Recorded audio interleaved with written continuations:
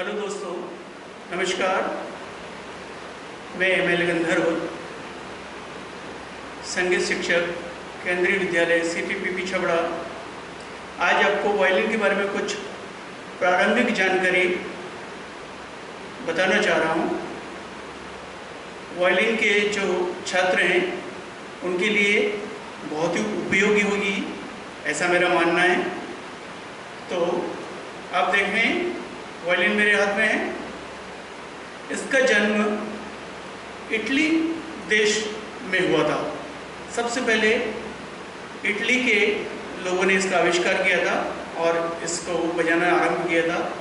आज हमारे भारत देश में भी यह बहुत ही प्रसिद्ध है और हमारे भारत में बहुत सारे वायलिन वादक जैसे लालगुडी जयरामन, श्री विजिजो, सुश्री गोपाल कृष्णन, श्रीमती एम राजम, एम चंद्रशेखर आदि कई सारे प्रसिद्ध वायलिन वादक हमारे भारत में उपलब्ध हैं, जो कि देश विदेश में भी काफ़ी ख्याति प्राप्त कर चुके हैं।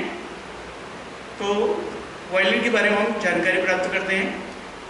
वायलिन आप देख रहे हैं, इसके विभिन्न भागों के बारे में आपको जानकारी दे रहा हूँ। सबसे पहले चलते हैं हम वायलिन का साउंड बॉक्स। ये जो पार्ट देख रहे हैं आप, यहाँ से यहाँ तक, इसको हम साउंड बॉक्स कहते हैं। साउंड बॉक्स का मतलब है जो वास्तविक तारों की आवाज़ है उसको बढ़ा करके बताए। ऐसे ही साउंड बॉक्स वायला, सारंगी, सितार, गिटार आदि में होते हैं। किसी में उसको तुम्बा कहा जाता है, किसी में और कुछ नाम दिया जाता है, परंतु ये सभी साउंड बॉक्स ही है। आवाज़ को बढ़ाने के लिए, उसकी गूंज को बढ़ाने के लिए इसका उपयोग किया जाता है। इसके बाद में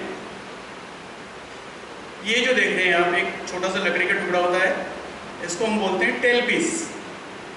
टेल पीस का काम है तारों को बांधे रखना, पकड़े रखना। ये यहाँ पर एक लकड़ी की गुंडी लगी होती है साउंड बॉक्स के अंदर। इसमें एक तार के द्वारा बांधा जाता है और यहाँ तक आता है। इसके बाद में जो दूसरा एक लकड़ी का पीस देख रहे हैं आप, इसको बोलते हैं ब्रिज। ब्रिज का नाम जैसे स्वतः ही हम लोगों को पता चल रहा है कि ब्रिज का मतलब होता है पुलिया, मतलब तार को आगे बढ़ने के लिए रास्ता प्रदान करना। खाली स्थान है, जैसे नदी के ऊपर या किसी नाले के ऊपर हम ब्रिज बनाते हैं उसको पार करने के लिए, तो इसी तरह से यहाँ भी इस रास्ते को यहाँ से कुटियों तक पार करने के लिए इस ब्रिज का उपयोग किया जाता है। इसके बाद आगे चलिए, ये जो एक काली लकड़ी की पट्टी है यहाँ से यहाँ तक, इसको बोलते हैं हम फिंगर बोर्ड। फिंगर बोर्ड का मतलब है जिस पर फिंगर्स चलाई जाए। वायलिन एक ब्लाइंड इंस्ट्रूमेंट है। इसमें कोई भी चाबियाँ नहीं होती है, कोई भी निशान नहीं होते हैं, केवल एक लकड़ी की पट्टी है। इसी पर वादकों को अपनी उंगलियां विभिन्न स्थानों पर रख करके अलग अलग स्वर बजाने पड़ते हैं। फिर आगे चलिए आप, ये ऐसे हैंडल, ये यहाँ से यहाँ तक इसका हैंडल है। इसमें वायलिन को थामा जाता है। तारवाद्य, जैसा कि आप लोग जानते हैं, सभी प्रकार के तारवाद्य अधिकतर बाएं हाथ से ही बजाए जाते हैं और दाहिने हाथ में गज या बो होती है। ये जो घुमावदार भाग है इसको बोलते हैं स्क्रॉल, ठीक है। इसके बाद में ये पेज बॉक्स। पेज बॉक्स का मतलब होता है खूंटियाँ। जनरली वायलिन में लकड़ी की खूंटियाँ लगी हुई आती है, परंतु मैंने सुविधा के लिए इसमें गिटार के पेज लगा दिए। इससे एक फायदा होता है कि मौसम के बदलाव के साथ में, क्योंकि खूंटियाँ लकड़ी की होती है, तो बारिश के मौसम में लकड़ी फूल जाती है, गर्मी के मौसम में सूख जाती है, तो बारिश में टाइट हो जाती है। उसकी वजह से कई बार खूंटी टूट जाती है, या कई बार ये स्क्रॉल बॉक्स जो है या पेज बॉक्स जो है ये टूटने का डर रहता है। खूंटी फंस जाती है तो ट्यूनिंग भी नहीं कर पाते हैं, मिला नहीं सकते हैं। तो इस सब से बचने के लिए मैंने इसमें ये परिवर्तन किया है कि यहाँ पर मैंने ये 4 स्क्रू लगा दिए। टेल पीस से वायर चल करके खूंटे तक आता है और उसको ढीला या टाइट करके हम निश्चित स्वर में मिला लेते हैं। इसके बाद में ये एक भाग देख रहे होंगे, ये इसको बोलते हैं चिन रेस्ट। चिन रेस्ट का मतलब है कि हमारी जो ठुड्डी है, खड़े रह के जब बजाते हैं हम लोग तो इसको इस तरह से पकड़ा जाता है ये, ताकि आसानी से वादक बजा सके, हिले डुले नहीं। ये यहाँ पर 2 पेच होते हैं, उसमें कसा जाता है, आसानी से लग जाता है, निकल भी जाता है और आप अपनी सुविधा के हिसाब से इस साइड भी लगा सकते हैं, इस साइड भी लगा सकते हैं, पर जनरली लेफ्ट साइड ही लगाते हैं। इसके बाद में साउंड को और अच्छा बनाने के लिए, आवाज़ को और अच्छा बनाने के लिए साउंड बॉक्स के अंदर एक लकड़ी का टुकड़ा लगाया जाता है, वो भी साउंड को इंक्रीज करता है और जो ऊपरी भाग होता है इसको थोड़ा सहारा भी प्रदान करता है। अब हम वायलिन को मिलाने की ओर चलते हैं।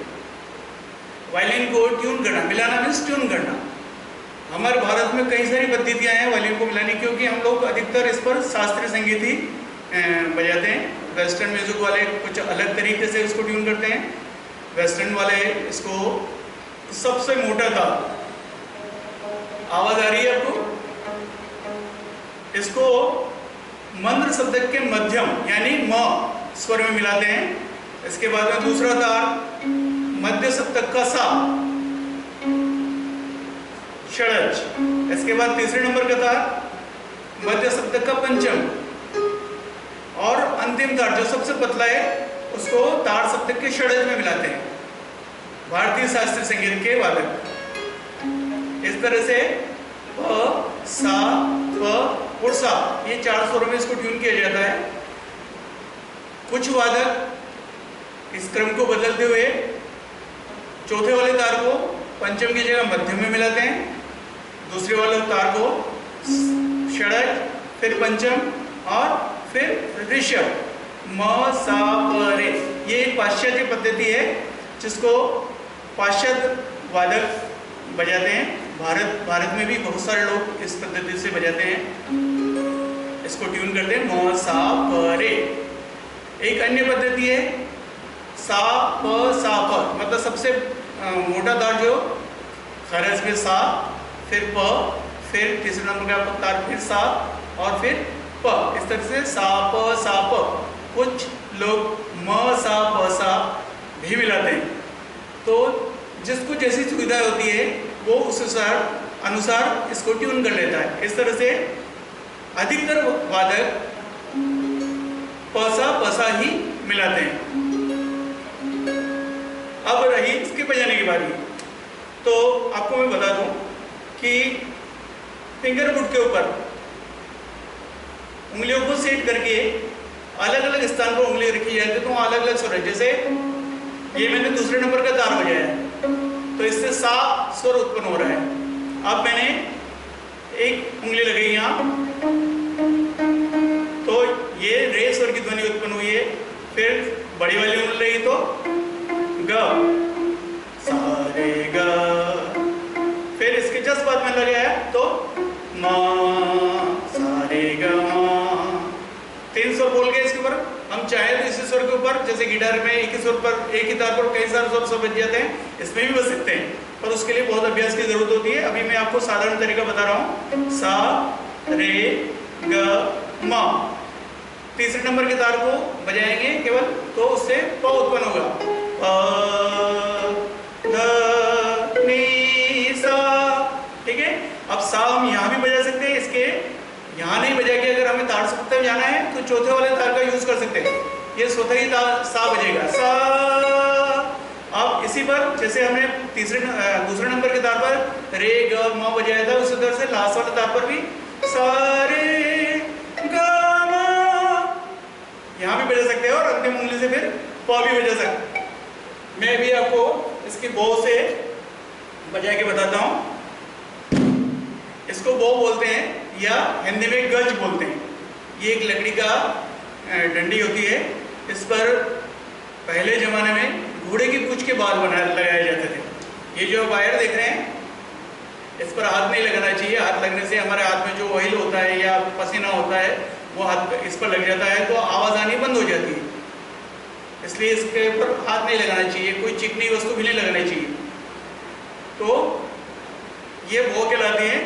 और आजकल इसमें घोड़े की पूंछ की जगह प्लास्टिक के बाल लगाए जाते हैं जिससे कि आवाज आती है। देखिए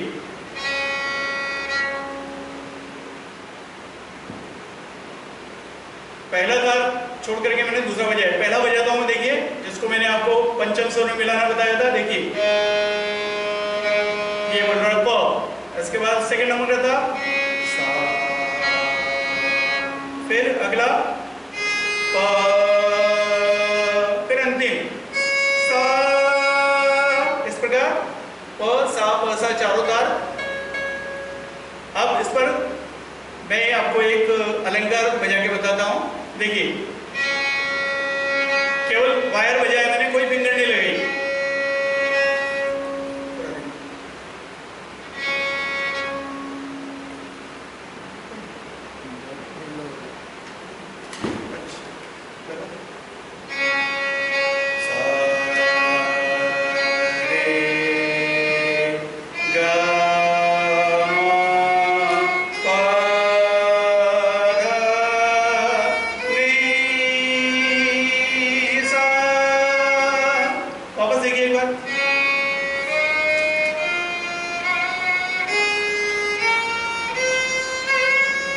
इस तरह से आरोह हो गया।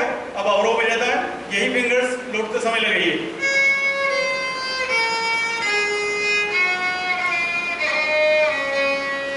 ठीक है, आज मैं इतना ही बता रहा हूं आपको। अगले वीडियो में आपको इससे आगे की जानकारी दूंगा। धन्यवाद।